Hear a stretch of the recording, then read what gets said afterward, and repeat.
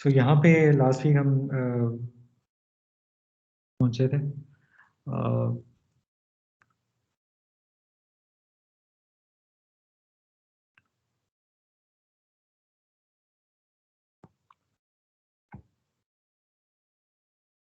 So today basically हम देखेंगे tools जो है ना, वो रेफरेंसिंग के हवाले से टूल्स आपने डिफरेंट टाइम पे शायद सुना हो या शायद इस्तेमाल भी किए हो। वर्ड के अंदर भी एक बिल्ट इन पॉसिबिलिटी होती है कि आप उसमें रेफरेंस वगैरह ऐड कर सकते हैं और उसको मैनेज कर सकते हैं। तो बिफोर दैट कि हम टूल्स को देखेंगे, टूल्स हम कौन से इस्तेमाल कर सकते हैं और उनसे हमें क्या बेनिफिट मिल सकते हैं। सबसे पहले तो जैसे कि हम पिछली क्लास में बात करते थे, जैसे स्लाइड में यू कैन सी के MLA कोटेशंस लिखा हुआ है।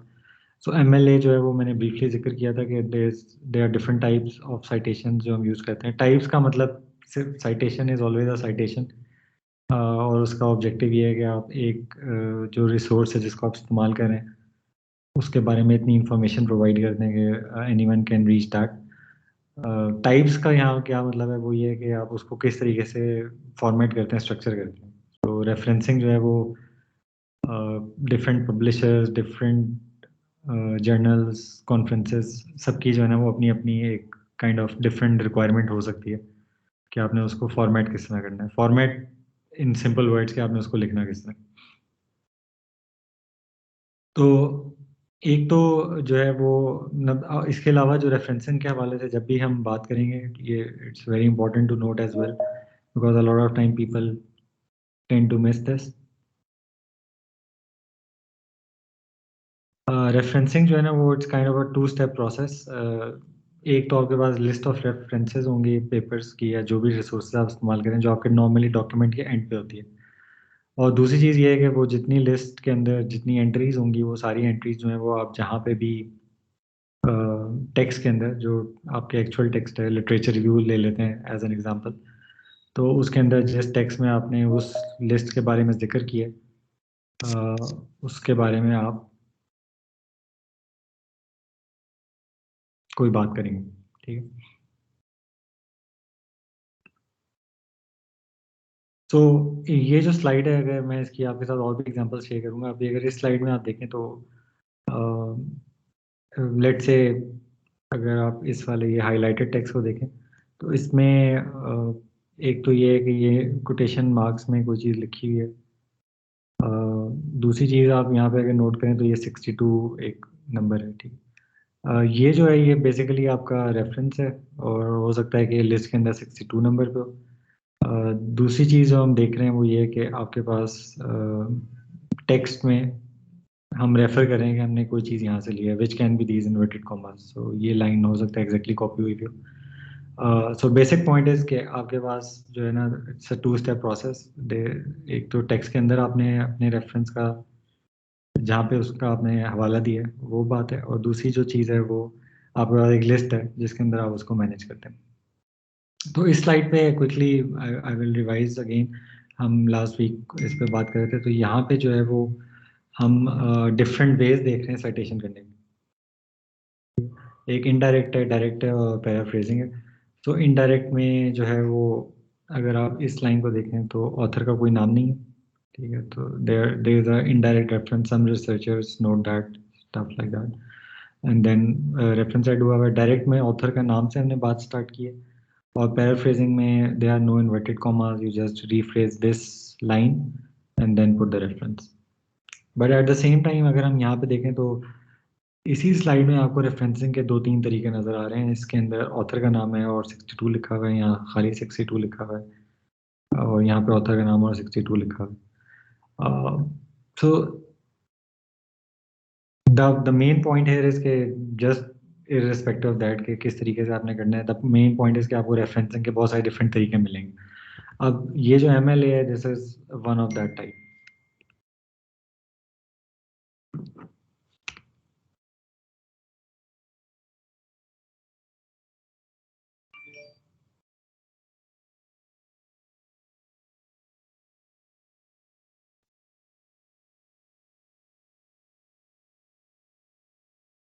तो ये जो स्लाइड है अगर आप इसमें देखें तो यू कैन सी के अब एपी ए शिकागो आ गया है। तो इसमें आपके पास जो रेफरेंसिंग का स्टाइल है, जस्ट फोकस ऑन दिस।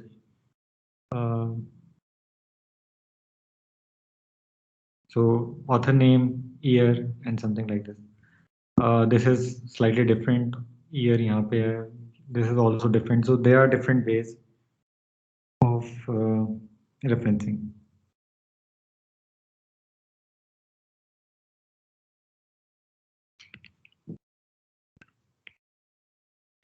उसके बाद इसी चीज़ को अगर मज़ीद देखें तो they are different types of sources जो हम साइट कर सकते हैं। जैसे कि बुक है, दे बुक चैप्टर है, ठीक है।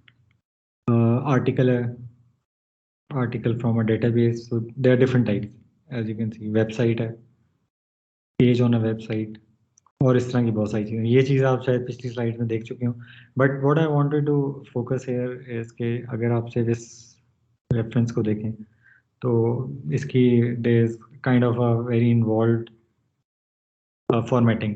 ठीक है, जब हम वर्ड का कोई डॉक्यूमेंट लिखते हैं तो अगर इस तरह की चीज़ें लिखना शुरू हो पड़ जाएं तो I think there are lot of things happening.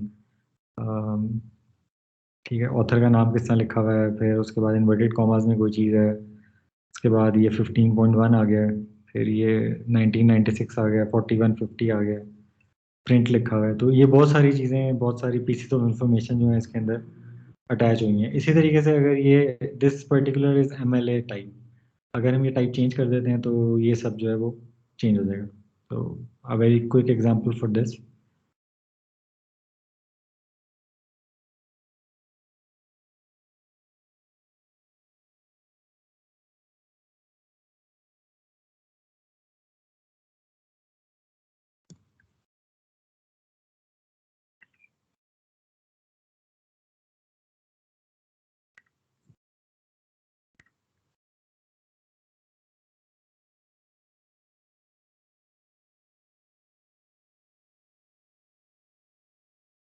तो इस स्क्रीन पे अगर आप देखें तो यहाँ पे this is standard Google scholar. और गूगल स्कॉलर पे जब हम किसी सोर्स को देखते हैं उसको साइटेशन के हवाले से, तो बाय डिफ़ॉल्ट हमें कुछ ऑप्शंस मिल जाती हैं। सो ये एमएलए, एपीए, शिकागो, हार्वर्ड और वैंकूवर है। और हर लाइन को अगर आप देखें एक दूसरे से कंपेयर करें तो इट्स डिफरेंट। ठीक है, तो यहाँ पे नाम पूरा लिखा हुआ है, उसके बाद एटॉल लिखा हुआ है, यहाँ पे सारे ऑथर्स का नाम है विद इनिशियल्स, यहाँ पे सारे ऑथर्स का नाम है complete.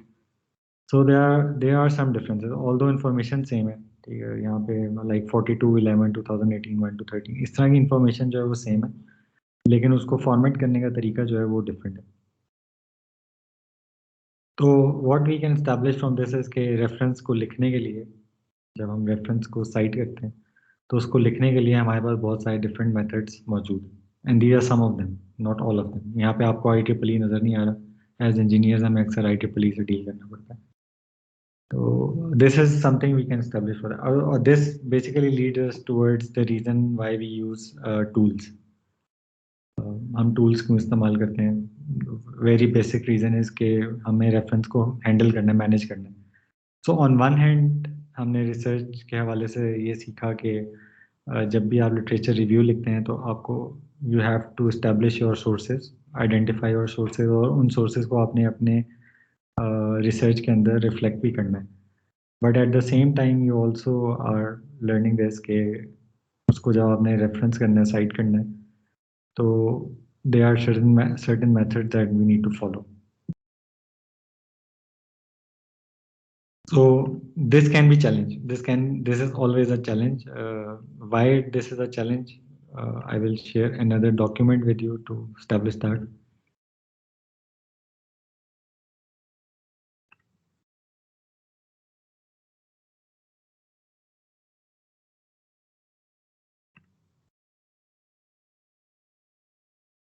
So hopefully on screen you can see a Word document.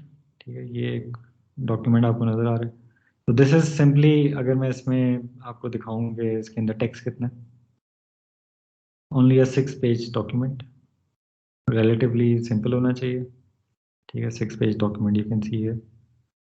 और उसके बाद जो बाकी सारे पेजेस हैं 5 6 4 5 almost, these are references. So a total sir of ये 81 पेपर है references.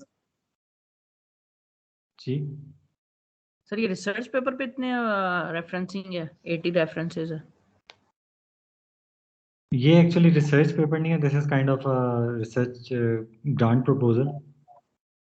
लेकिन द बेसिक थिंग इज कि अगर आप पेपर जनरल पेपर में normally they are around 30 to 40, conference paper में दे आर अराउंड 15 to 20। तो ये एक रफ नंबर्स हैं, लेकिन basically the thing is that you have to handle references. अब अगर आप जब थीसिस लिखेंगे, आपका एमएस का थीसिस है, आई वुड एक्सपेक्ट कि आपके पास एटलीस्ट 100 रेफरेंसेस हों। तो दैट्स वाई मैंने ये एग्जांपल आपके सामने रखी है। So around 80 references. अब इसमें चैलेंज क्या है? चैलेंज ये है कि यू कैन सी के जो रेफरेंसिंग का स्टाइल है, ये नंबर के साथ ब्रैकेट्स हैं, उसके बाद there is involve style, authors के नाम है, फिर वही सारी चीज़ें हैं, ठीक है।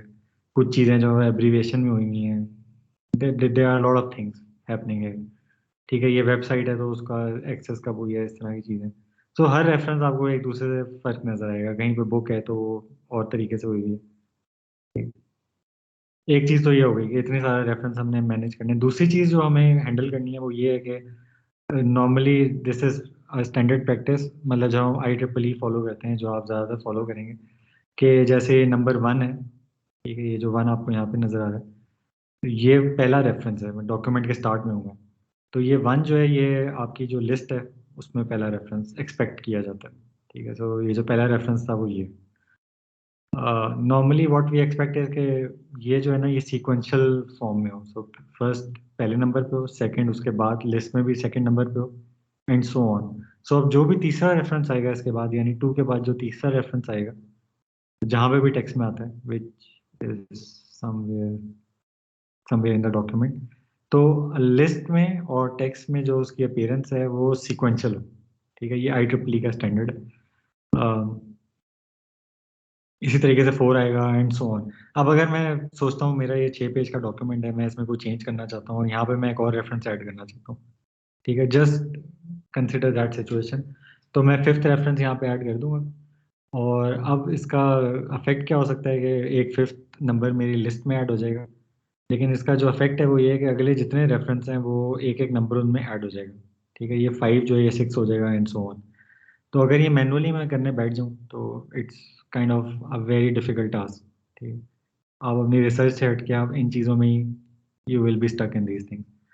तो that what is also a thing that builds the case for tools, ठीक है। टूल्स से हमें क्या फ़ायदा मिल सकता है कि रेफरेंसिंग खुद होगी, टेक्स्ट के अंदर जो नंबरिंग है वो खुद हैंडल होगी, उसको लाइक उसका 1 2 3 4 सीक्वेंशियल ऑर्डर जो है वो सब खुद ऐड होगा, और जब आप कोई चीज़ ऐड करेंगे, एक और रेफरेंस ऐड करेंगे, तो उसके बाद जो नंबरिंग अपडेट होनी है वो भी खुद ही हैंडल होगी। So a lot of things can be handled, ठीक है। Just for the sake of example, let's say मैंने इसको IEEE नहीं करना, मैंने इसको जो है वो स्प्रिंगर जर्नल है, उसका एक फॉर्मेट होता है जिसमें ऑथर के नेम पे जो है वो जो सीक्वेंसिंग है वो ऑथर के नेम पे होती है। So any author name that starts with A will come first, then B, then C, यानी अल्फाबेटिकली जो है वो ऑर्गेनाइज होता है। तो अगर just think about it for for 1 minute, let's say कि अगर मैं इसको चेंज करता हूँ, मुझे ये 1 2 3 4 इस तरह नहीं चाहिए, मुझे ऑथर का नेम चाहिए, तो क्या क्या आपके ख्याल में चेंजेस आएंगी इसके अंदर?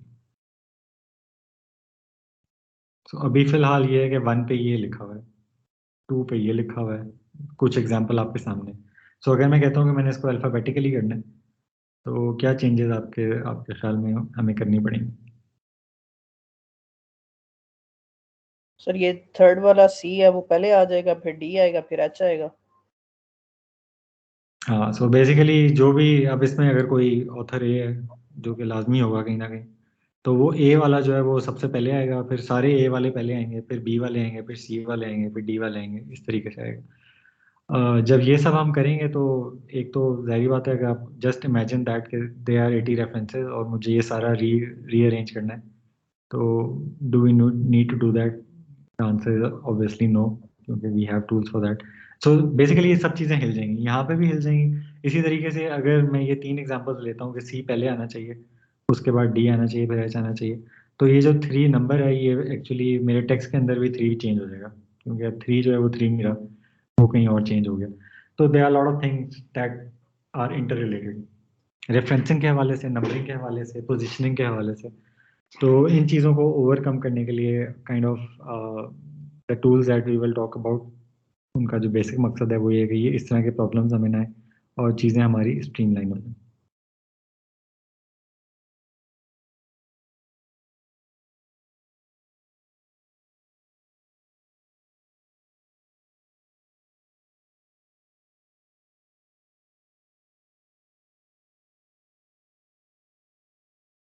सो टूल्स के हवाले से आई विल टॉक अबाउट, आज की क्लास में हम 2 टूल्स की बात करेंगे।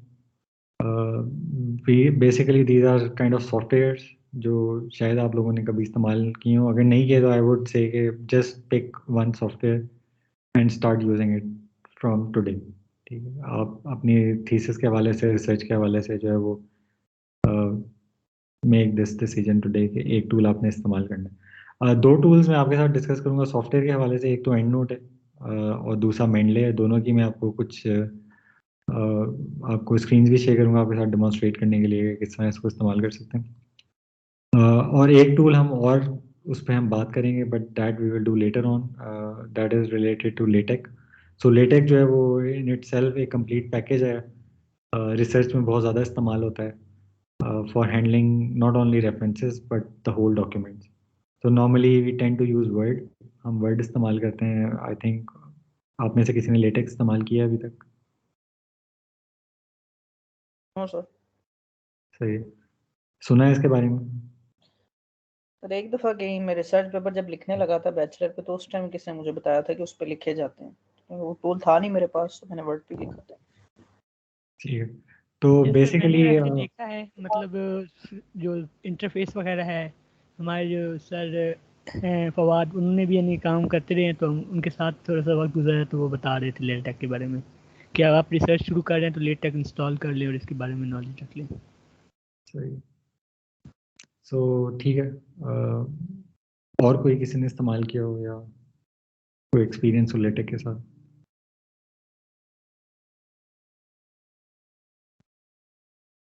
सही है। सो एनीवेज, मतलब आप 2 लोगों ने सुना है और आप दोनों को जिसने भी रेफ़र किया उसने इस हवाले से ही रेफ़र किया कि जी रिसर्च कर रहे हो या पेपर लिख रहे हो तो लेटेक पे आ जाओ। जनरली लेटेक जो है it's mostly use in scientific community, not only for writing research papers. आप उसके अंदर बहुत सारी चीज़ें काफ़ी अच्छे तरीके से हैंडल कर सकते हैं। And I during this course we will actually have a hands on session as well. हम आई नॉर्मली डू 2 क्लासेस जिसमें हम लेटेक को एक्सप्लोर करते हैं और देखते हैं कि उसको किस तरह इस्तेमाल कर सकते हैं। तो उसके काफ़ी सारे बेनिफिट्स हैं, जिसमें से एक बेनिफिट जो है वो रेफरेंस या साइटेशन हैंडलिंग ही है। तो उसके ऊपर हम बाद में बात करेंगे। दैट इज़ एक्चुअली जैसे अभी कामरान आप जिक्र करेंगे जो है वो लेटेक इंस्टॉल करना पड़ता है। चीज़ें काफ़ी ज़्यादा स्ट्रीमलाइन हो चुकी हैं लेटेक को लेके भी। यू दे आर प्लेटफॉर्म्स जो मैं आपके साथ शेयर करूंगा व्हेन द टाइम कम, कि आप उसको कुछ इंस्टॉल किए बगैर भी आप थ्रू वेब इंटरफेस एक वेबसाइट के ऊपर भी आप चीज़ें हैंडल कर सकते हैं। तो चीज़ें काफ़ी इस्टेब्लिश हो चुकी हैं इस डोमेन में भी। So that we will talk about later. As I said कि उसका एक जो बेनिफिट है वो ये है कि आप रेफरेंसेस को हैंडल कर सकते हैं। सो टुडे हम वो 2 सॉफ्टवेयर्स की बात करेंगे जो आप I think straight away I would say as I said कि आज से आप उसको इस्तेमाल करना शुरू कर दें। You can pick and choose whatever you want. One is EndNote. EndNote के हवाले से कुछ स्लाइड्स हैं, I will go through them and then I will demonstrate as well कि आप एंड नोट को किस तरीके से इस्तेमाल कर सकते हैं। It's very straightforward in terms of usage, लेकिन जो उसके बेनिफिट्स हैं they are actually I would say a lot. अगर आप if you are in that position, जहाँ पे भी अगर आप जाते हैं किसी पोजीशन के अंदर जहाँ पे आपने डॉक्यूमेंटेशन करनी है। तो basic outline, this outline is related to this whole topic of referencing. सबसे पहला पॉइंट हम काइंड ऑफ उस पर काफ़ी डिस्कशन भी कर चुके हैं। I think you are on the same page with me. सबसे पहली चीज़ तो ये कि आपने राइट सोर्सेज को ढूंढना है, और इसमें it's not only about finding but selecting. तो राइट सोर्सेज का वर्ड यहाँ पे बड़ा इंपॉर्टेंट है। It's not just finding sources, you have to find the right sources. So ये वो सारी सोर्सेज हैं जिनको हमने साइट करना है एक्चुअली। ठीक, रेफरेंस मैनेजमेंट जिस पे अभी हम बात कर रहे हैं कि रेफरेंस जो है वो, जैसे मैंने आपके साथ एक डॉक्यूमेंट शेयर किया जो कि इन terms of length very very small document, लेकिन क्योंकि वो एक प्रोजेक्ट प्रपोजल है तो उसके अंदर रेफरेंसेस की इंपॉर्टेंस आपको नज़र आ रही है। I think from this discussion you can also establish कि रेफरेंस कहाँ पे ज़्यादा इंपॉर्टेंट रोल प्ले करते हैं। So 6 page document with 80 plus references tells us कि हमें जो है ना we have to make a very solid argument. So इस तरह की सिचुएशन में थीसिस इज ऑब्वियसली उसकी लेंथ बहुत लंबी होगी लेकिन शायद रेफरेंसेस उसमें 60 70 80 हो, तो at that point in time you need reference management. Also follow the academically accepted format. So अगर आपको ये बता दिया जाए कि आपने IEEE फॉर्मेट करना है तो you have to follow that, चाहे आप उसको मैनुअली सारी चीज़ हैंडल करें चाहे आप उसे किसी टूल से करें। नॉर्मली जब हम पेपर राइटिंग में जाते हैं तो पेपर राइटिंग में बहुत सारे डिफरेंट फॉर्मेट्स होते हैं, जैसे मैंने आपको स्पिंजर का एग्जांपल दी, एल्सवेयर है, IEEE है और इस तरह के डिफरेंट पब्लिशिंग प्लेटफॉर्म्स हैं। They will always ask you कि जी मुझे इस फॉर्मेट में रेफरेंस चाहिए, तो हमें वो फॉर्मेट फॉलो करना पड़ता है। ठीक है, तो टूल्स के थ्रू हम अभी as we will see we are in a very better position कि हम अगर टूल के अंदर सारी चीज़ मैनेज कर लेते हैं तो फिर फॉर्मेट चेंज करना जो है, एक्सेप्टेड फॉर्मेट की फॉर्म में लाना जो है वो it might be a couple of clicks, चीज़ें बहुत आसान हो जाती हैं। This point again this is throughout जब भी हम रेफरेंसिंग की बात करेंगे I will keep emphasising on this कि choose your references very wisely. बहुत इंपॉर्टेंट टास्क है ये आपका, पेपर की वर्थ को, थीसिस के वर्थ को, प्रपोजल के वर्थ को, हर चीज़ को जो है ना वो one way of directly looking at that is कि आपके रेफरेंस कैसे हैं। तो जितने अच्छे रेफरेंस होंगे उतनी काइंड ऑफ एक्सपेक्टेशन अच्छी होगी कि आपका काम इज़ वर्दी and something that is going to actually affect the knowledge source or science. So EndNote जो है, EndNote आपके पास सॉफ्टवेयर है। पिछली क्लासेस में मैं EndNote जब डिस्कशन करता रहा हूँ तो वैसे पर्सनली स्पीकिंग मुझे आज तक इसका क्रैक्ड वर्जन नहीं मिला था। Unfortunately we have to talk about this, क्योंकि सॉफ्टवेयर जो है वो अगर आप परचेज करना चाहते हैं तो I think it's a very expensive software for certain reasons, because जो इसके अंदर आपको टूल्स मिलते हैं रिसर्च को स्ट्रीमलाइन करने में बहुत ज़्यादा हेल्प करते हैं। तो I think it's kind of expensive software. I was trying to find today, मेरा ख्याल था कि हम जो है वो UET के प्लेटफॉर्म से हमें कुछ सॉफ्टवेयर फ्रीली अवेलेबल होते हैं, जिसमें एक टाइम पे हमें माइक्रोसॉफ्ट विंडोज़ और माइक्रोसॉफ्ट ऑफिस का पूरा सूट अवेलेबल था। आई डोंट नो वो ट्रू है कि नहीं, मैं आज कोशिश कर रहा था कि मैं ढूंढूं, लेकिन मुझे जो जो लिंक्स मेरे पास थे UET के वेबसाइट के साथ अटैच, उस पर मुझे EndNote फ्री नहीं मिला। तो वरना मेरा प्लान था कि मैं आपके साथ ये इन्फॉर्मेशन शेयर करता अगर ये रियल होता, लाइक मुझे कहीं मिल जाता कि आप वहाँ से उसको डाउनलोड कर लें। सो अगर आप EndNote इस्तेमाल करना चाहते हैं तो you have to download some version, I don't know from where, ये आपके ऊपर है। आई थिंक रीसेंट वर्जन जो है, ये थोड़ी स्लाइड्स मैंने अपडेट नहीं की, पहले की हैं, तो आई थिंक आजकल कोई रीसेंट वर्जन मेरे पास अभी जो मैं यूज़ कर रहा हूँ वो EndNote 9 है, X9। तो शायद वो मैंने 2019 में यूज़ किया था, 19 में यूज़ करना स्टार्ट किया था। सो मैं भी आपने हमें आपको क्रैक वर्जन दिया था बैचलर पे इसका? बैचलर में मैंने आपको दिया था इसका जी सर, क्रैक क्रैक। वर्जन आपने दिया था। अच्छा ठीक है, वो फिर आपके साथ जब मैंने शेयर किया होगा वो तो शायद यही वाला होगा 7, क्योंकि ये मेरा ख्याल से सर याद नहीं, क्योंकि मैंने विंडो अपडेट की थी उसके बाद वो EndNote नहीं था, तो मैंने ये सोचा था कि आपसे ले लूंगा क्रैक वर्जन दोबारा, तो आपके पास भी नहीं अब। मेरे किसी रिकॉर्ड में कहीं पढ़ा हो, मैं ढूंढता हूँ, लेकिन वो जो वर्जन आपकी शायद क्लास में किसी ने मेरे साथ शेयर किया था, क्योंकि उससे पहले तक मेरा ये ख्याल था कि इसका क्रैक वर्जन मिलता नहीं है। जी तो सर, अगर आपने USB में दिया था, जी, आपने क्लास वो में फिर क्या वो मैं एक्टिविटी फिर सर्च करूंगा, वरना आप अपने किसी क्लास फेलो से पूछ लीजिएगा कि बाई चांस अगर उनके पास पढ़ो, क्योंकि अगर आप फुल सॉफ्टवेयर इंस्टॉल करेंगे तो मतलब you will get the real experience. ठीक है, वरना जो है वो बहुत सारी लिमिटेशन है। तो आपके साथ आई थिंक उस वक्त आपके किस कोर्स में मैंने आपके साथ शेयर किया था, प्रोफेशनल प्रैक्टिसेस या PPS? PPS था मेरे ख्याल से सर। PPS में, ठीक है। तो वो ये है कि आई डोंट नो उस वक्त अंडरग्रेड में जो है ना इसकी ज़रूरत होती है, लेकिन आई नो कि people don't use it fully. लेकिन अब आप एमएस के लेवल पे हैं तो अब आपको कहीं ना मतलब इसकी जो नीड है वो और ज़्यादा स्ट्रॉन्ग हो चुकी है। सर इसलिए को हमने सिर्फ रेफरेंसेस तक ही यूज करना है ना, अगर वो क्रैक वर्जन भी हमें दोबारा मिल जाता है तो वो इनफ हो जाएगा ना, टूल लेने की जरूरत तो नहीं है पूरा। मतलब अगर आपको पुराना भी सॉफ्टवेयर मिल जाता है ना, अगर आप उसकी अपडेट डिसेबल रखते हैं और वो चलता रहता है, इवन पुराना सॉफ्टवेयर भी काफ़ी है आपके लिए। ठीक है सर, ट्राई आउट करूंगा सर, कहीं ना कहीं से मिल जाएगा वो वैसे एंड नोट क्रैक ठीक है। वर्जन। और इसीलिए मैंने पहले में से एंड नोट पे नॉर्मली पिछले सालों में मैं एंड नोट पे ही बात करता, लेकिन पिछले 1-2 सालों से मैंने ना इसका अल्टरनेट भी, जैसे कि मैं कह रहा हूँ कि हम दो पे बात करेंगे आज, तो वो जो है मेंडले जो है वो इसका काउंटर पार्ट है, और वो काइंड ऑफ उसके लिए आपको कोई परचेज नहीं करनी पड़ती कोई चीज़, मोस्ट मोर और लेस आपको सारे फीचर्स मिल जाते हैं। तो इसलिए एंड नोट की एक फ़ायदा ये है कि वो मेंडले भी प्रोवाइड कर रहा है कि वो वर्ड के साथ इंटीग्रेट हो जाता है। That is something that we can sir mention. दूसरा एक वर्ड के अंदर भी रेफरेंसिंग का तो टैब होता है, वो भी हम यूज नहीं कर सकते इसके लिए? जी, वर्ड का जो अपना है वो भी विद टाइम अब बेहतर होता जा रहा है। 4-5 साल पहले तक मैं आपको, अगर आप मुझसे पूछते तो मैं आपको कहता कि नहीं आप वो ना इस्तेमाल करें क्योंकि वो बहुत ही लिमिटेड फंक्शनैलिटी देता है। लेकिन अब उन्होंने भी काफ़ी इम्प्रूव कर लिया है वर्ड ने भी। लेकिन स्टिल जो, जैसे अभी हम मेंडले देखेंगे और एंड नोट मैं इसलिए डिस्कस करूँगा, it's like a software, Mendeley is more like a web based platform, लेकिन उन्होंने अपना डेस्कटॉप एप्लीकेशन भी बना लिया। तो जो इसके अंदर जो रेफरेंस की हैंडलिंग है ना, लाइक लाइब्रेरीज बनाने के हवाले से वो बहुत अच्छी है, वो आपको वर्ड में नहीं मिलती। वर्ड में आप उसको आप बेसिक साइटेशन कर लेते हैं लेकिन लाइब्रेरीज नहीं बना सकते आप। तो इस वजह से आई स्टिल प्रेफर कि यू यूज दिस सॉफ्टवेयर। ठीक है सर।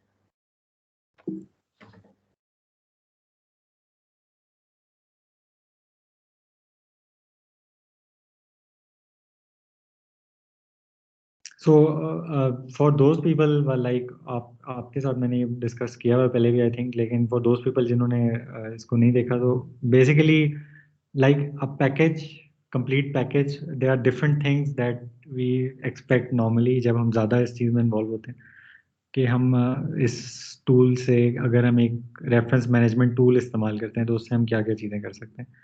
तो सम ऑफ द थिंग्स जो एंड नोट के हवाले से यहाँ पे हाईलाइट हुई हैं, एक तो ये कि आप सर्च कर सकते हैं। जो फुल वर्जन की मैं बात कर रहा हूँ, वो अगर आपके पास फुल वर्जन होगा तो ये सर्च तब आप रियलाइज़ कर सकते हैं, ठीक है। वरना नॉर्मली जो सर्च है वो अवेलेबल नहीं होती। तो सर्च जो है, हम पिछली क्लासेस में बात कर रहे थे कि आप इंटरनेट पे सर्च करते हैं, तो एक इंटरनेट सर्च है और एक डेटाबेस सर्च है। स्कॉलर के ऊपर आप सर्च कर सकते हैं। सो एंड नोट जो है वो इट्स सेल्फ बिल्ट इन, उसकी अपने एक सर्च इंजन है जो आपको लिटरेचर को और रेफरेंसेस को या रिसर्च पेपर्स को सर्च करने में हेल्प कर सकता है। मैं आपके साथ अभी स्क्रीन पे जो इसका रीसेंट वर्जन है उसका वो विंडो शेयर करता हूँ।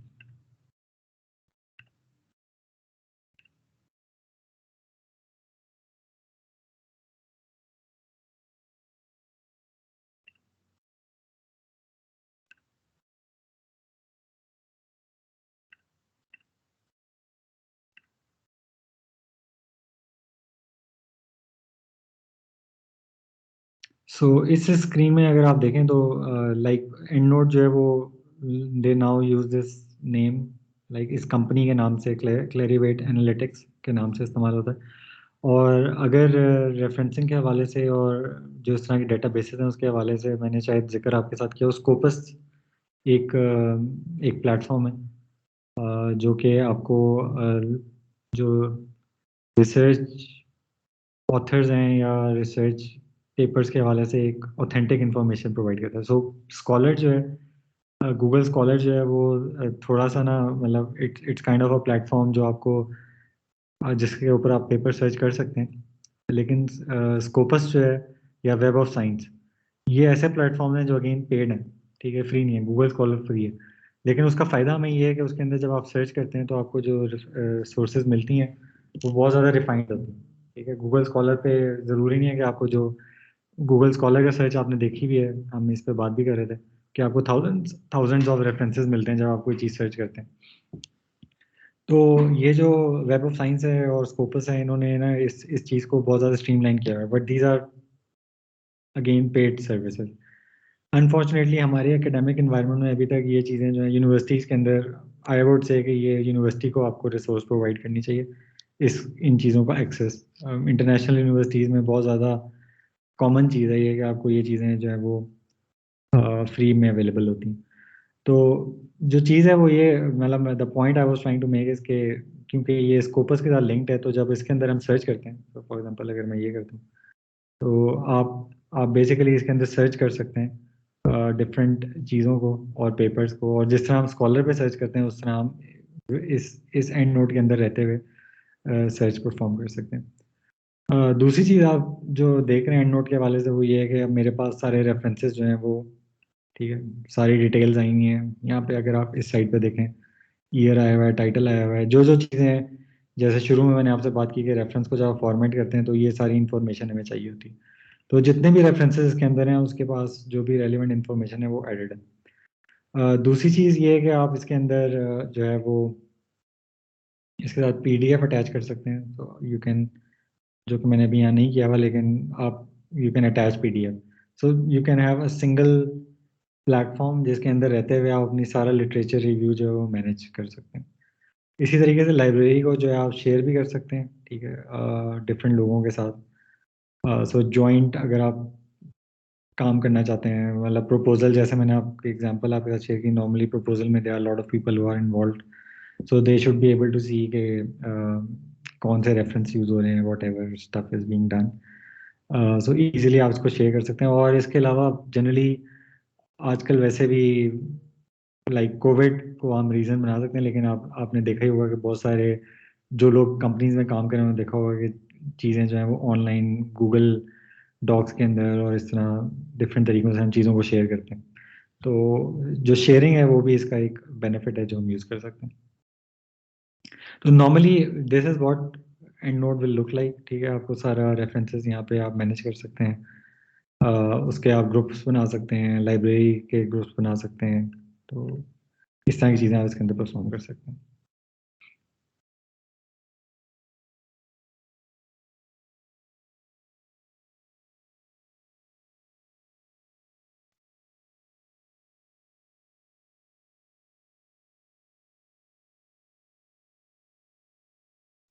सो सर्च कर सकते हैं, साइटेशन इंसर्ट कर सकते हैं, उसका भी अभी मैं आपके साथ स्क्रीन शेयर करता हूँ कि वर्ड के साथ कैसे लिंक होता है, and then it becomes very easy.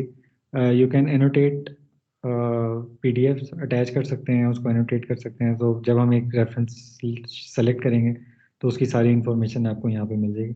तो ज़्यादा रेफरेंसेस के साथ इन चीज़ों को हैंडल करना जो है वो थोड़ा सा डिफिकल्ट हो जाता है, और ये इस तरह के प्लेटफॉर्म जो हैं उसको ईजी कर लेते हैं। आप सिंक कर सकते हैं लाइब्रेरीज, ठीक है। आप libraries like working in a team, you can as a team share the library, और टीम का कोई भी मेंबर अगर उसके अंदर कोई नई इंफॉर्मेशन ऐड करता है तो लाइब्रेरी आपकी सिंक हो सकती है। So that is also one benefit. So these are some steps. I would not go into detail of this. So software को आप, I think you are software people, आप इसको इस्तेमाल करना सीख सकते हैं।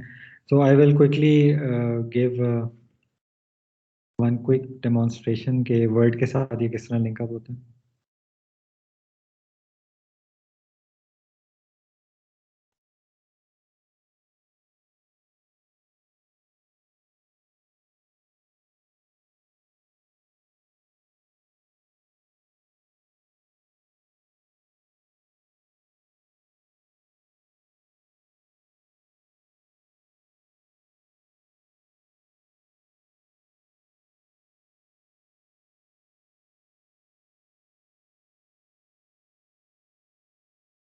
तो अगर आप वर्ड की विंडो देखें तो इसमें एंड नोट जो है जब आप इंस्टॉल करेंगे अपने पास तो आपके पास ऑलरेडी ये टैब आ जाएगा खुद ब खुद ही। और इसके अंदर जो है वो फिर जो एंड नोट की फंक्शनैलिटी है, जो जो हम लाइक क्रॉस प्लेटफॉर्म सॉफ्टवेयर से लेके वर्ड में जो लाना चाहते हैं वो यहाँ पे खुद ही अटैच हो जाती हैं। So some things that I would like to highlight here कि आप यहाँ पे स्टाइल सेलेक्ट कर सकते हैं। सो इस डॉक्यूमेंट में यू कैन सी कि अभी IEEE स्टाइल सेलेक्ट हुआ है। अगर हम स्टाइल्स देखें तो they are lot of styles, और अगर मैं इसकी पूरी लाइब्रेरी खोलूँ तो यू कैन सी है, तो जो मैं शुरू में बात कर रहा था कि they are a lot of different style.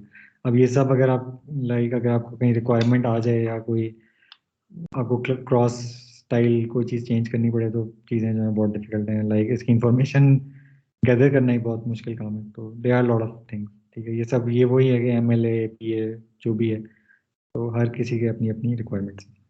तो ये आप इसके अंदर चूज़ कर सकते हैं। दूसरा ये है कि आप जो है वो डायरेक्टली यहाँ से एंड नोट पे जा सकते हैं। साइटेशन अगर आपने करनी है तो जो आपका सेलेक्टेड साइटेशन है, मैं आपके साथ एक एग्जांपल शेयर कर देता हूँ। सो साइटेशन अगर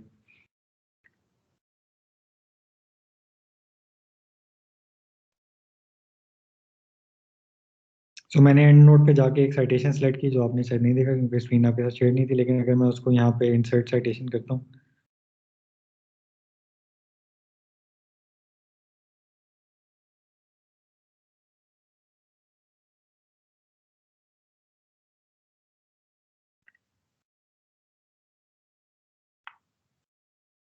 तो सिंपली जो है वो मेरे पास ये जो प्रोसेस हो रहा है, यहाँ पे देखें एक साइटेशन आ गई है और बाकी सब चीज़ें खुद ही हैंडल हो गई हैं। तो ये इनके नंबर्स आगे हो गए हैं और 3 पे जाके वो ऐड भी हो गया है। लाइक ये एक नया आ गया Z, ये पहले नहीं था, पहले हमारे पास DH और C था। तो this is like very straightforward once you have a library. सबसे पहला काम जो इसमें करने वाला होगा वो ये है कि आप पहले लाइब्रेरी को अपनी मैनेज करें, और उसके बाद जो रेफरेंस हैंडलिंग है वो आपके पास बिकम्स वेरी सिंपल। कुछ और चीज़ें भी हैं लाइक जो आपकी requirement, this I will leave up to you कि आप उसको इस्तेमाल करना चाहते हैं या नहीं करना चाहते। तो there are certain things, but the thing is whenever you install this software, it directly links up with it. जो हम इसके अपने रेफरेंस की बात कर रहे थे, वर्ड के अपने रेफरेंस की, तो यू कैन सी हेयर। अब इसके अंदर भी कुछ चीज़ें मौजूद हैं, स्पेशली जैसे कि मैंने मेंडले भी इंस्टॉल किया हुआ है, तो मेंडले के साथ भी लिंक हुआ है। कुछ चीज़ें मेंडले की वजह से आ रही हैं। तो स्टिल आई वुड से कि फ्रॉम माय एक्सपीरियंस, अगर आप, it is fine, not not saying कि जी इससे आप काम हैंडल नहीं कर सकते, बट स्टिल बेटर कि अगर आप एक टूल, प्रॉपर टूल जो इसी काम के लिए बना हुआ है, क्योंकि वर्ड ने तो उसको एम्बेड कर दिया है for different reasons. Word is a whole package for handling document. तो ये जो टूल्स हैं जिनकी हम बात कर रहे हैं, like EndNote or Mendeley, they are actually designed for handling referencing. तो अगर आप इसको कर लेते हैं तो आपके पास चीज़ें जो है आसान हो जाएंगी। तो ये एंड नोट के हवाले से anything that you want to ask or add before I move on to Mendeley. Slides में आपके साथ शेयर कर दूंगा बेसिक उसका बेसिक डिस्क्रिप्शन है उसके अंदर के सॉफ्टवेयर के साथ आपको क्या क्या टूल मिलते हैं। So it's kind of a self learning thing. आप जितना ज़्यादा उसको यूज़ करना चाहें आप कर सकते हैं। Minimum level I would say कि आप अपनी रेफरेंसेस में अगर आप एंड नोट इस्तेमाल करें तो उसके थ्रू हैंडल करें।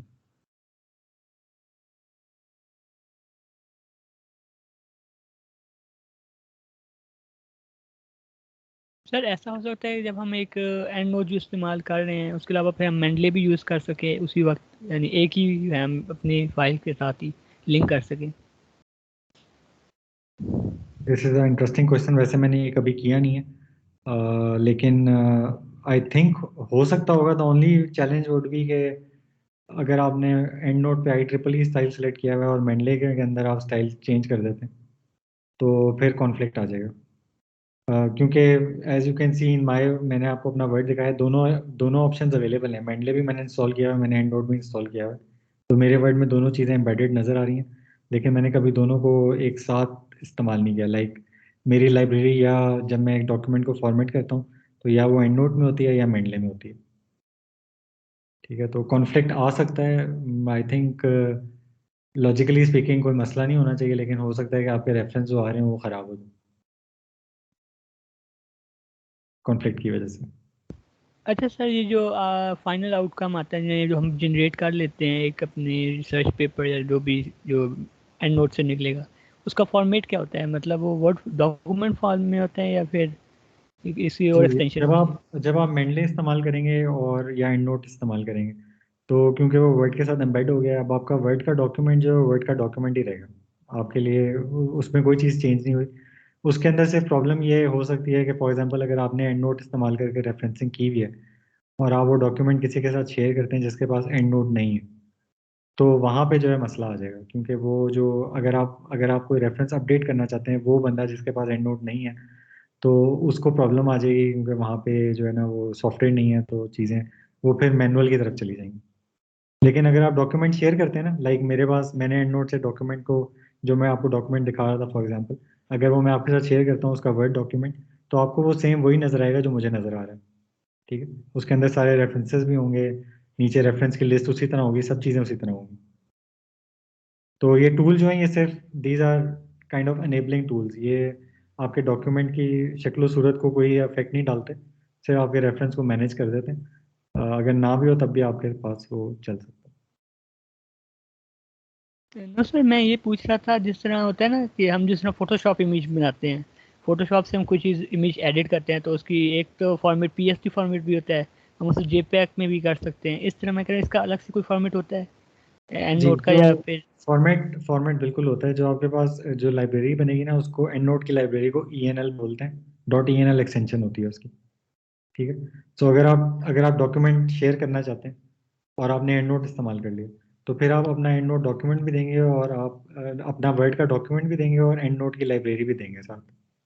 फिर अगर मेरे पास एंड नोट है, मैं डॉक्यूमेंट ओपन करता हूँ, लाइब्रेरी मैंने अपने पास फोल्डर में रखी हुई है, तो फिर मुझे भी कोई इशू नहीं आएगा। तो डॉक्यूमेंट जो है वो document remains in that format, जिस फॉर्मेट में भी है। आप डॉक्यूमेंट डॉक एक्स है या डॉक है या PDF है, जो भी आपने बनाया है, लेकिन जो एक्स्ट्रा चीज़ आएगी अगर आप टूल यूज़ करते हैं, तो वो लाइब्रेरी आएगी, जो लाइब्रेरी आपने साथ इस्तेमाल की, उसकी एक फाइल होगी। ठीक है, ठीक हो गया सर, समझ आ गया। सही है। तो अब ये स्क्रीन जो मैं आपके साथ शेयर कर रहा हूँ, ये मेंडले है। ठीक है, मेंडले को आप ऑनलाइन भी इस्तेमाल कर सकते हैं। एज यू कैन सी, ये mendeley.com खुली हुई है और इस पे मेरी प्रोफाइल है। आप इसके ऊपर प्रोफाइल बना सकते हैं और आप इसका डेस्कटॉप भी इंस्टॉल कर सकते हैं, desktop software. More less same thing, हर वो काम जो एंड नोट के अंदर है वो मोर लेस यहाँ पे हो सकता है। So you can see here, यहाँ पे भी रेफरेंस ऐड हुए हैं। कुछ लाइब्रेरीज बनी हुई हैं। ठीक है, सो ऑलमोस्ट वही सारी बातें जो मैंने आपसे एंड नोट के हवाले से की, वो सारे काम हम यहाँ पे भी कर सकते हैं। So these are kind of parallel things. And Mendeley के सॉफ्टवेयर को डाउनलोड करने के, अगर आप वेब पे कर रहे हैं तो आप you just need an email address to make this account. अगर आप इसका डेस्कटॉप डाउनलोड करते हैं तो तब भी आपको एक अकाउंट बनाना पड़ेगा, but the software is, you don't have to purchase this software. तो इसका ये एक फ़ायदा है। इसको आप इस्तेमाल कर सकते हैं, बाकी बेसिक बेनिफिट्स जो हैं वो same. So I would not से कि जी आप एंड नोट करें या मेंडले करें, this is your choice. I would generally, जो आजकल ट्रेंड है, ज़्यादा लोग जो है वो मेंडले इस्तेमाल करें because of its online platform. ठीक है, मेरी सर अपनी इसको फिर प्रेफरेंस भी आज। आप उसके साथ कैसे इंटीग्रेट कर सकते हैं, वर्ड के साथ, जब जी, मेनली साइटेशन? डेस्कटॉप जब आप करेंगे तो डेस्कटॉप के बाद आपके पास जो है ना वो उसके रेफरेंसेस के अंदर आ जाएगा मेंडले का जी जो लिंक। फिर ये इसी तरह काम करेगा कि मैं अगर रेफरेंस सेलेक्ट करता हूँ तो मैं उसको जो है ना वो अ, जब वर्ड में जाके वहाँ पे सिलेक्ट करके इंसर्ट साइटेशन करूँगा तो वो इंसर्ट हो जाएगी। तो जब डेस्कटॉप होगा तो ऑटोमेटिकली वो वर्ड के साथ इंटीग्रेट हो जाएगा? जी, डेस्कटॉप मैं आपको दिखा देता हूँ, एक मिनट।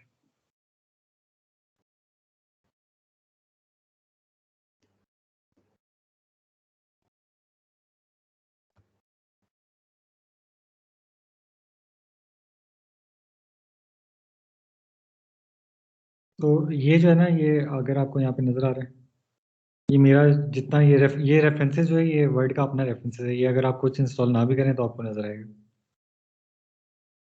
ठीक है, लेकिन अगर आप इसमें देखें ना, तो अगर आप अपने पास अभी, आप you can self check as well, आपके पास अगर आप वर्ड खोलेंगे तो उसमें ये मेंडले नहीं होगा। बिल्कुल नहीं है सर, हम देखो। तो ये सारा, ये जो इंसर्ट साइटेशन है, ये भी इस पे मेंडले का साइन आया हुआ है, मर्ज का भी मेंडले का साइन आया हुआ है, क्योंकि मैंने मेंडले डेस्कटॉप इंस्टॉल किया हुआ है। ओके। तो मतलब एंड नोट जो है वो, क्योंकि वो एक अलग, मेंडले वालों ने they have set it up like this के रेफरेंसेस के अंदर ये चीज़ अपडेट हो जाती है। एंड नोट जो है वो क्योंकि अलग सॉफ्टवेयर है वो तो मेंडले भी, but they have a different understanding with how Microsoft works. तो उन्होंने यहाँ पे इसको एम्बेड कर दिया। एंड नोट में जो है वो आपको एक अलग से नजर आ रहा है। मिलती जुलती चीज़ें, सिर्फ वो है कि कहाँ से आप उसको एक्सेस करेंगे। ठीक है sir. And it works the same way. Insert citation, Mendeley के अंदर जाके लाइब्रेरी में वो साइटेशन सेलेक्ट करें, यहाँ पे इंसर्ट साइटेशन करें, यहाँ इंसर्ट हो जाएगी। स्टाइल आप सेलेक्ट कर लें, स्टाइल में आपको ये देखें वही सारी नज़र आ रहे हैं आपको। इसमें IEEE भी मिल जाएगा, सारे मिल जाएंगे जो जो जिसकी हम बात करें। तो ये जो है आपके पास दो ऑप्शन हैं, ठीक है, सॉफ्टवेयर के हवाले से। अच्छा, अब इसमें एक चीज़ और भी है ज़रूरी की बात करना, वो ये कि जब भी हम मैंने आपको दिखा तो दिया कि एंड नोट के अंदर रेफरेंस जो है वो पूरा पड़ा हुआ है, सारी इंफॉर्मेशन उसकी मौजूद है और मेंडले में भी मौजूद है। नॉर्मली जो है वो द क्वेश्चन वुड बी कि ये किस तरह जाएगा, एंड नोट को किस तरह पता चलेगा कि ये फॉर्मेट है, ये क्या है। तो the best and easiest way is कि आप अगर स्कॉलर पे सर्च करें, स्कॉलर को हम अभी एज एग्जांपल ले लेते हैं, लेकिन ये चीज़ जो है बाकी चीज़ों पर भी अप्लाई होती है। तो I will again share my screen.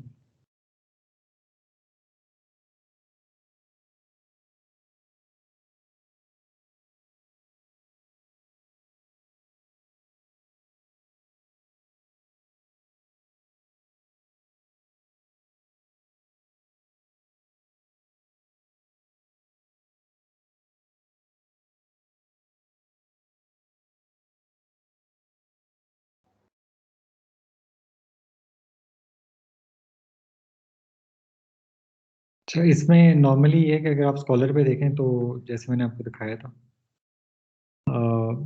कि ये जब आप इन्वर्टेड कॉमास को सिलेक्ट करते हैं तो आपके पास ये ऑप्शन आ जाती है। नीचे अगर आप देखें तो ये हमारे पास ऑप्शन है कि आपने इसको इस साइटेशन को यूज़ कैसे करना है। तो इसमें बिबटेक्स है, एंड नोट है, रेफ मैन है, रेफ वर्क्स है।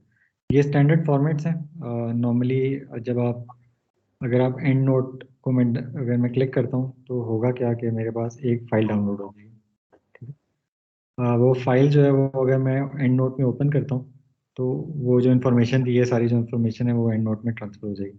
अगर मैं बिबटेक्स करता हूँ तो बिबटेक्स पे वो आपको यहाँ नज़र आ रहा होगा, ये जो टेक्स्ट आ जाता है ये लेटेक के हवाले से, इस पर हम बाद में बात करेंगे। लेकिन ये सारी इन्फॉर्मेशन कुछ आप I think you can make take some meaning out of it as well, कि ये आर्टिकल है, उसके बाद उसका टाइटल ये है, ऑथर ये है, जर्नल का नाम ये है, वॉल्यूम नंबर ये है, उसके बाद एक और नंबर है जो ये, पेज ये है, ईयर ये, पब्लिशर ये है। तो ये जो सारे टैग्स असाइन हुए हैं, क्योंकि लेटेक जो है इट्स काइंड ऑफ उसके अंदर टैग्स के अंदर चीज़ें स्टोर हुई होती हैं। तो ये जो इन्फॉर्मेशन हमें नज़र आ रही है, ये आप ये इन्फॉर्मेशन ही है जो हमने इस्तेमाल करनी है। और मेंडले और EndNote in a more representative way इसी इंफॉर्मेशन को हमें स्ट्रक्चर करके दिखा रहे होते हैं। तो normally if you are thinking कि ये इंफॉर्मेशन टूल के अंदर कैसे जाएगी, तो what we normally do is के आप यहाँ से जो आपको रिक्वायर्ड है वो चीज़ डाउनलोड कर लेंगे। ये जो चीज़ है वो ये हर जगह अवेलेबल है, जस्ट टू मेक माई। लेकिन इसमें मेंडले वाले की तो ऑप्शन नहीं है ना, इस पे तो एंड नोड वाले की ऑप्शन है सिर्फ। जो रेफ वर्क और रेफ मैन है वो अगर आप फाइल डाउनलोड करेंगे ना तो वो मेंडले के अंदर ओपन हो जाती है। ठीक एक है। RIS फॉर्मेट होता है जो स्टैंडर्ड फॉर्मेट है रेफरेंसिंग का, तो वो मेंडले के अंदर फाइल आपके पास ओपन हो जाती है।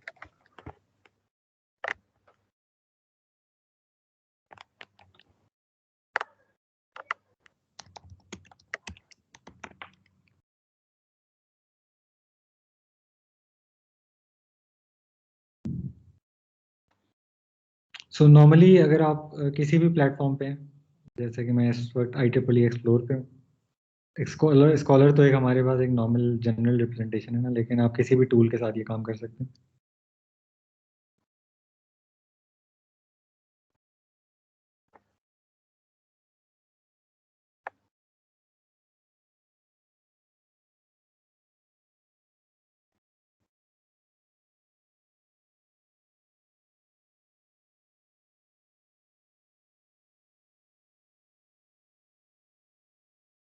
इंटरनेट काफ़ी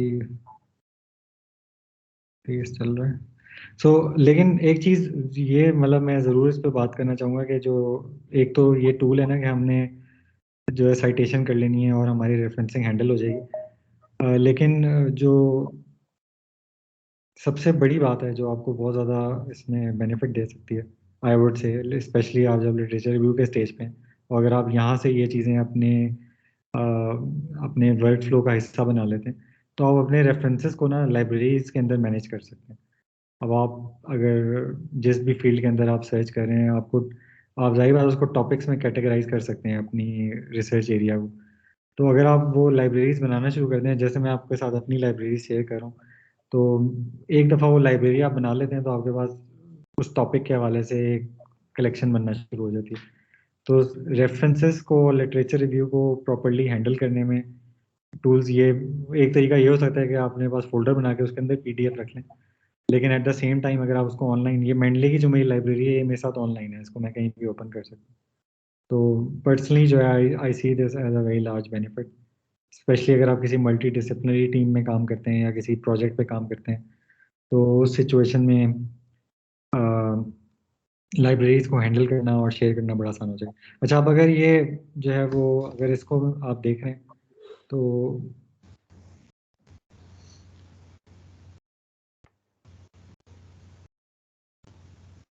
यहाँ पे ये आपको नज़र आ रहा है जो साइटेशन है ना, ये साइट दिस की ऑप्शन है। इसी तरह की कोई चीज़ किसी ना किसी फॉर्मेट में आपको हर साइट पे या हर रिसोर्स पे, जो भी आप प्लेटफॉर्म ले लें, स्प्रिंजर का ले लें या एल्सवेयर का ले लें या जो भी पब्लिशिंग प्लेटफॉर्म है, वहाँ पे आपको इस तरह की चीज़ मिल जाएगी। तो ये इसका प्लेन टेक्स्ट है, ठीक है, बिबटेक्स है, RIS है और रेफरेंस है। सो आप ये जो स्टैंडर्ड फॉर्मेट्स हैं ये आप यूज़ कर सकते हैं, डाउनलोड कर सकते हैं और मेंडली और एंड नोट को पॉपुलेट कर सकते हैं। तो जनरली ये आपको हर जगह मिल जाएगा।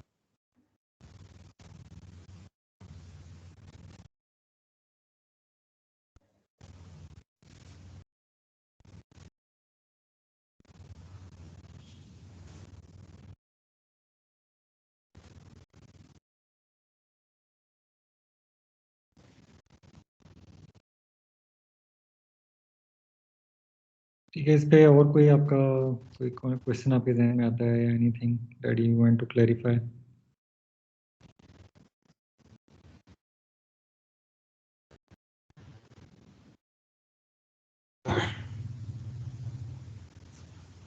Dari awal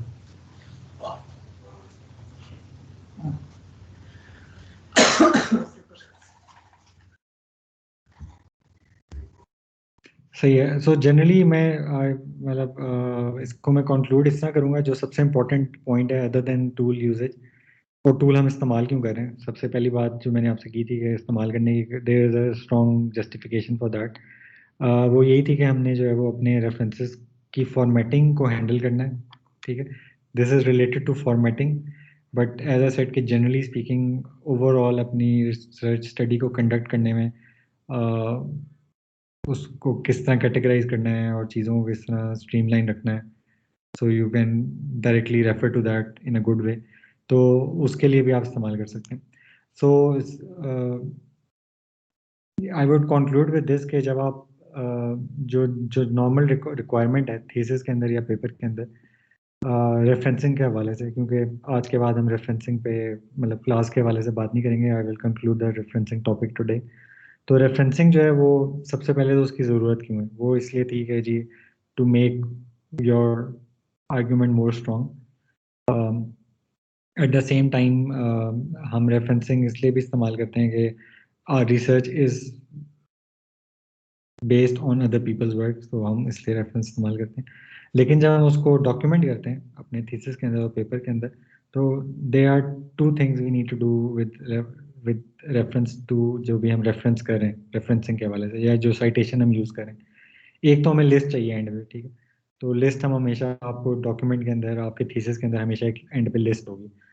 दूसरी चीज़ जो है वो ये है कि लाजमी आपने उसको क्रॉस रेफरेंस करना है, जो भी लिस्ट के अंदर आपके पास एंट्रीज हैं उन सारी एंट्रीज की कहीं ना कहीं आपने बात की हो अपने डॉक्यूमेंट के अंदर। तो this goes hand in hand. अगर आपके रेफरेंसिंग की लिस्ट के अंदर 10 रेफरेंसेस हैं और जो आपका टेक्स्ट है उसमें वो 10 नंबर नज़र नहीं आ रहे, देन देयर समथिंग रॉन्ग, ठीक है। So this is a must thing, आप जो भी चीज़ लिस्ट के अंदर ऐड करें उसके बारे में कहीं ना कहीं बात ज़रूर करें। एंड क्रॉस रेफरेंस रेट की आपको 1 to 10 अगर आपके नीचे लिस्ट के अंदर नज़र आ रहे हैं जो रेफरेंसेस साइटेशन की लिस्ट है, तो आपका जो एक्चुअल टेक्स्ट है उसके अंदर भी 1 से लेकर 10 तक हर नंबर का रेफरेंस मौजूद है। So this is something important that I think you should note down और make sure कि जब आप write up करें तो इसको follow करें।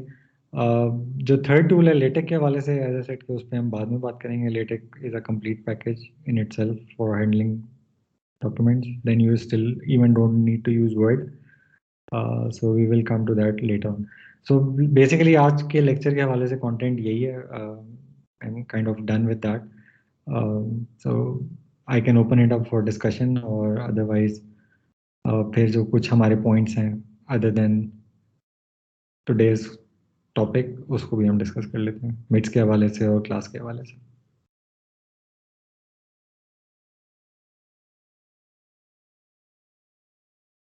सर ये रेफरेंसेस और साइटेशन में क्या फर्क है? जी, रेफरेंसेस जो है वो जो हम ये जो मैं आपको लिस्ट बता रहा हूँ ना कि एक सोर्स मैंने ली और सोर्स एक पेपर है और उसको मैंने जो है वो एज अ रेफरेंस यूज़ किया.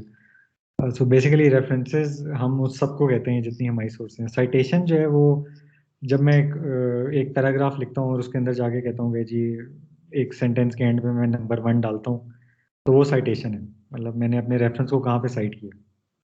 ठीक है, तो दिस सर इज अगर हम बेसिक डिफरेंस. जी सर अगर किसी वेबसाइट से हम डेटा उठा रहे तो उसको हम एज ए रेफरेंस किस तरह यूज कर सकते हैं? जी, वेबसाइट जो है वो जिस तरह मैंने आपको बताया कि वेबसाइट भी रेफरेंस हो सकती है. आप उसको मैंने आपके साथ एक एग्जांपल भी शेयर की, मैं दोबारा डॉक्यूमेंट आपके साथ शेयर करता हूँ.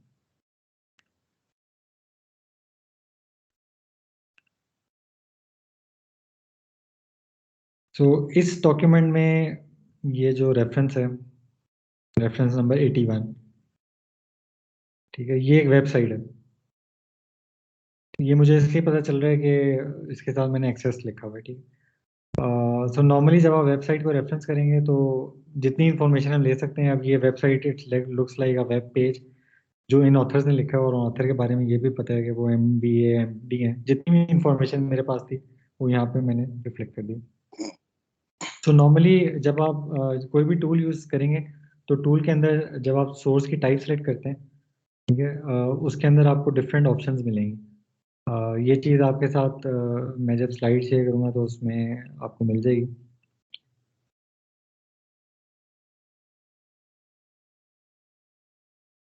तो जब आप कोई सोर्स ऐड करते हैं,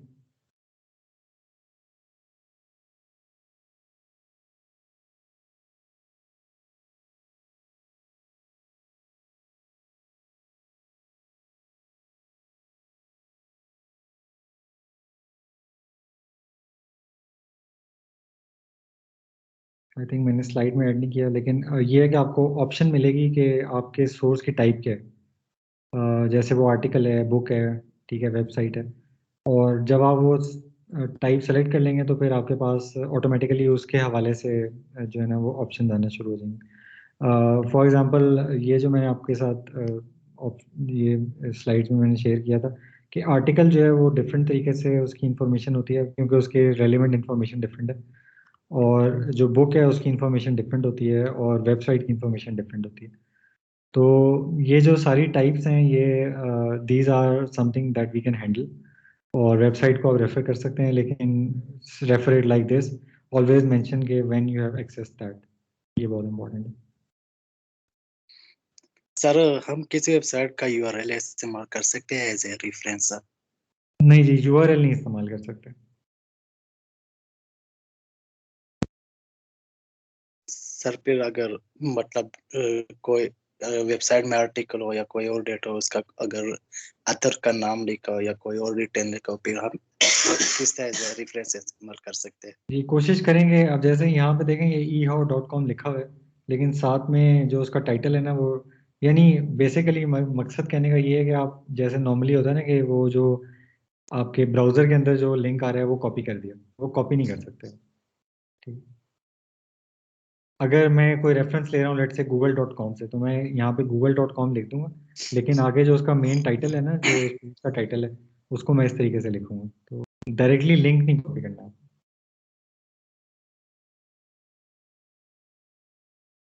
ओके सर. सर लेटेक्स की जगह हम मैटलैब इस्तेमाल कर सकते हैं? नहीं, मैटलैब नहीं. मैटलैब तो जो है वो तो एक्सपेरिमेंटेशन के लिए. लेटेक्स जो है it's only a package that is use for doing documents. LaTeX का जो है टेक्निकल कोई एस्पेक्ट नहीं है, डॉक्यूमेंट राइटिंग के हवाले से सिर्फ काम है. मैटलैब में तो आप कोई भी एक्सपेरिमेंट रन कर सकते हैं. तो जो काम लेटेक करता है वो मैटलैब नहीं कर सकता, जो काम मैटलैब करता है वो लेटेक नहीं कर सकता. Okay sir.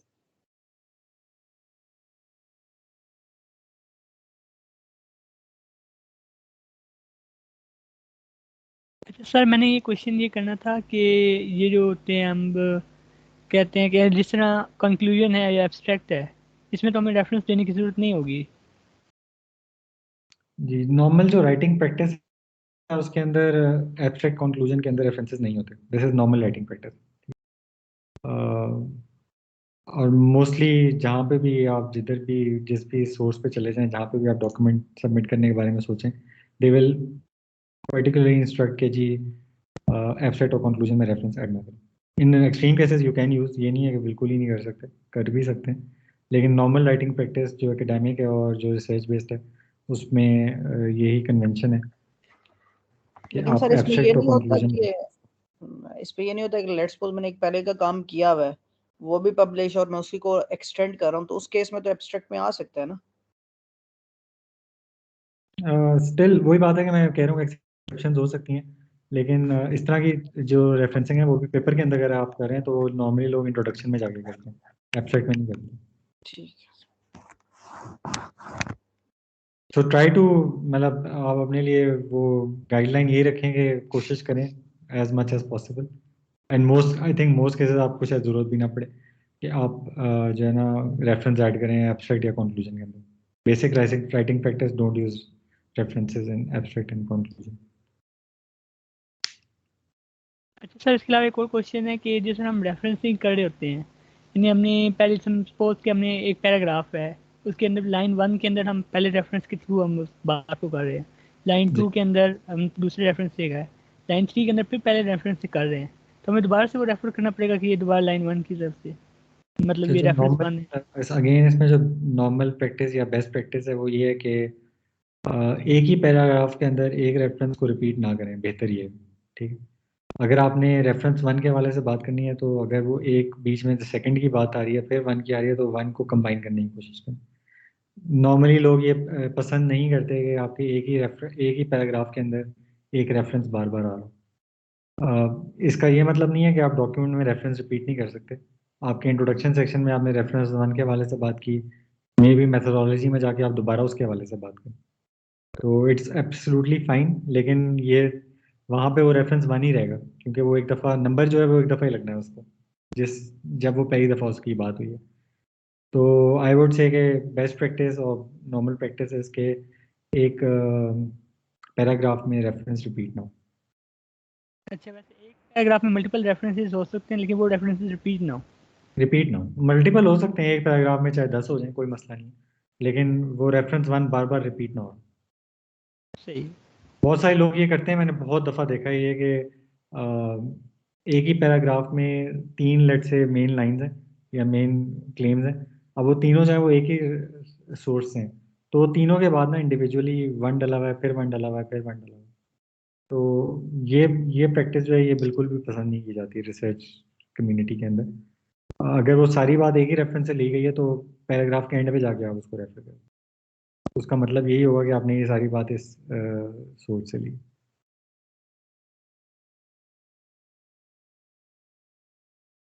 ठीक होगी।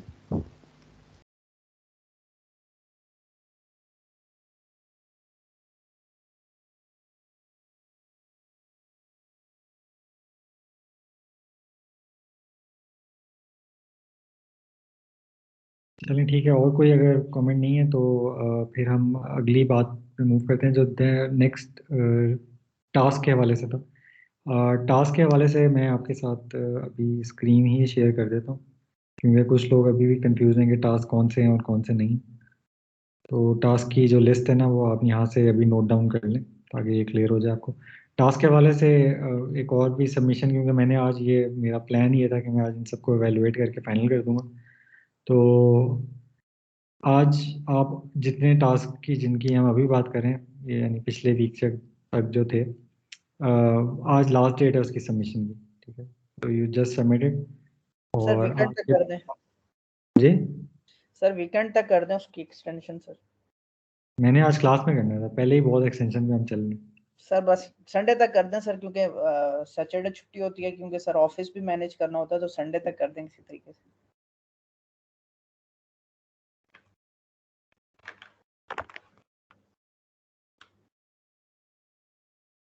अच्छा, ये नोट कर लें आप लोग। ठीक है, पहला ये था रिसर्च क्वेश्चन, जो आपने सिर्फ एक रिसर्च क्वेश्चन लिखना था on a post it note. ठीक है, दूसरा जो था वो आपने उसको रिफाइन करना था बेस्ड ऑन 6 क्राइटेरियाज। और इसमें आपने जो आपका रिफाइंड रिसर्च क्वेश्चन है उसकी आपने स्ट्रेंथ बतानी थी। मोस्टली एवेलुएट हो चुके हैं, जिनके नहीं हुए वो लोग फिर देख लें इसको, स्पेशली इंजमाम और एहसन, क्योंकि आप लोग लेते हैं। उसके बाद जो थर्ड टास्क था, जो आगे ये जो पेंडिंग है हमारे 3, 4, 5, 6, थर्ड जो है वो रिसर्च प्लान है, और आपने उसमें आइडेंटिफाई करना था कि रिसर्च टाइप कौन सी है। ठीक है, ये वो फ्लो चार्ट था जो जिसमें पूरा आपका रिसर्च प्लान था। उसके बाद आपने 5 कीवर्ड्स बताने थे, मैक्सिमम 5, और आई वुड से कि 5 होने ही चाहिए, कम नहीं होने चाहिए। जो कीवर्ड्स पे ये भी टास्क अब आपका कंप्लीट होना चाहिए। ठीक है, ये पेंडिंग में नहीं हम ये रख सकते हैं। उसके बाद आपने 10 सोर्सेज ढूंढनी थी लिटरेचर में, लिटरेचर रिव्यू के लिए, और 10 सोर्सेज को मेरे साथ शेयर करना था। ये 5 जो हैं ये ऑलमोस्ट ये सब वो हैं जो आज हमने एवेलुएट करने थे। छठा जो है वो थोड़ा सा it's an add on to that, और इसके लिए मैं आपको अभी 1 वीक का टाइम भी दूंगा। आपने प्रॉपर रेफरेंस स्टाइल यूज़ करना है फॉर सेलेक्टेड सोर्सेज। ठीक है, सो ये जो टास्क है इसके अंदर अब आई वुड एक्सपेक्ट कि आपका यहाँ तक आपने अगर इसको कर लिया, कुछ लोग सबमिट भी कर चुके हैं, तो ये जो टास्क है अगर वो उसमें रेफरेंस जिस तरह भी लिखे हुए हैं कोई मसला नहीं है, लेकिन यहाँ पे जो है आई वुड एक्सपेक्ट कि आप उसको प्रॉपर एक फॉर्मेट के अंदर रखें, और जो फॉर्मेट है वो आपने इस टास्क के लिए रखना है IEEE। ओके, मोस्ट कॉमनली हम वो इस्तेमाल करते हैं। तो ये 6 टास्क हैं जो अभी तक हुए हैं, और अभी तक एक्सपेक्टेड है नेक्स्ट वीक तक ये कंप्लीट होने चाहिए। इसमें से जो 5 तक हैं वो एज अ सेट के टुडे, लेकिन हमजा की फरमाइश पे सैटरडे, सैटरडे चाहिए संडे चाहिए? संडे सर, संडे 12 बजे तक रात। ठीक है, 12 बजे थैंक तक। You sir. ठीक है, ये सर फाइनल टास्क नंबर 2, जी एक्सक्यूज मी सर, जी सर बोलो। ये जो टास्क नंबर 3 नजर आ रहा है ये रिपीट कर दें, ये कौन सा वाला था? रिसर्च प्लान, जिसमें आपने फ्लो चार्ट बनाना था कि आपका गोल क्या होगा, ऑब्जेक्टिव्स क्या होंगे, सही हो गया, सही हो गया, criteria क्या होगा। सही है। सर जिन लोगों ने एक ही डॉक्यूमेंट के अंदर लाइकली रिसर्च प्लान भी एक ही डॉक्यूमेंट के अंदर है, साथ ही रिसर्च टाइप भी बता दी और कीवर्ड्स भी, तो वो इकट्ठा ही हो जाएगा ना, कोई मसला तो नहीं है? जी जी, नो क्योंकि हम प्रॉब्लम। उसी को एक्सटेंड कर रहे थे। हाँ ठीक है, जी, अलग ठीक है सर, अलग फाइल सबमिट थैंक यू। करने की जरूरत नहीं है। ठीक लेकिन है ये टास्क 5 तक, ठीक है, 10 सोर्सेज लिटरेचर की जिस भी फॉर्मेट जी, में लिखी है फिलहाल, ये संडे की रात मिडनाइट तक आपने सबमिट करना है। उसके बाद जो होगा वो मैं एवेलुएट नहीं करूंगा। ठीक है, इसमें जो ओके अपडेट है मैंने कुछ सर। लोगों को फीडबैक दिए, कुछ लोगों ने पूछा है कि इसमें क्या मसले मसाइल हैं, ये सारा टाइम जो है आप उसको अपडेट कर सकते हैं, लेकिन जब आप संडे को सबमिट कर देंगे उसके बाद जस्ट एवेलुएशन होगी।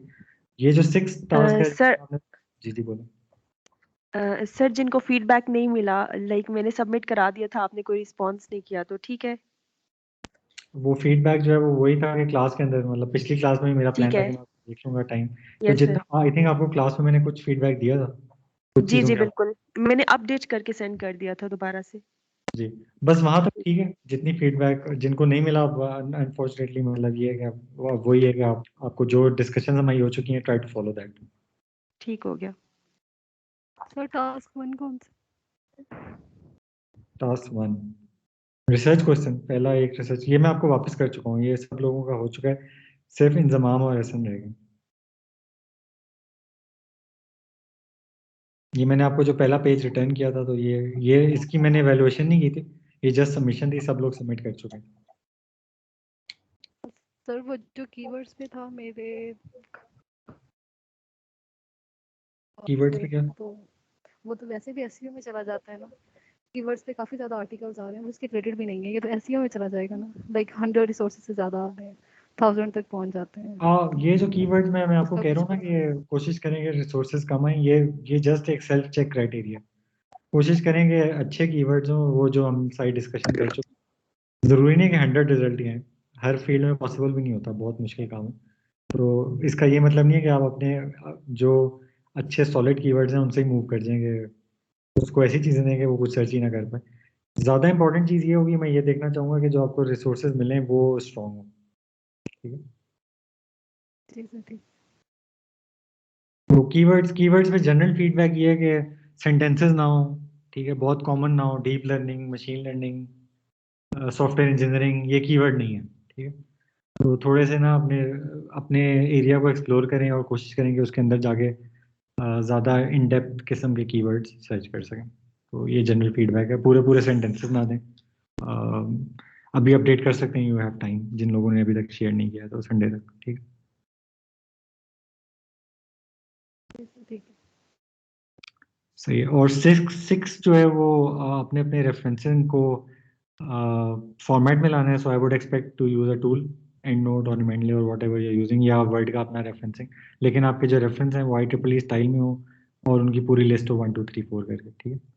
तो द ओनली एड ऑन इसके ये प्रॉपर फॉर्मेट में मुझे चाहिए IEEE के स्टाइल में, दैट्स इट। बेशक आप पुराने रेफरेंस यूज कर लें, इसके लिए आपके पास नेक्स्ट वीक तक का टाइम है। तो इसमें जो चीज़ आप सेलेक्ट सबमिशन क्या होगी आपकी, वो ये है कि अगर आप एक तो डॉक्यूमेंट में उनको वो डॉक्यूमेंटेड होंगे, लाइक वो लिस्ट 1 2 3 4, ताकि मैं उसको वेरीफाई कर सकूं। और अगर आप एंड नोट करें तो आप अपनी एंड नोट की लाइब्रेरी शेयर कर सकते हैं।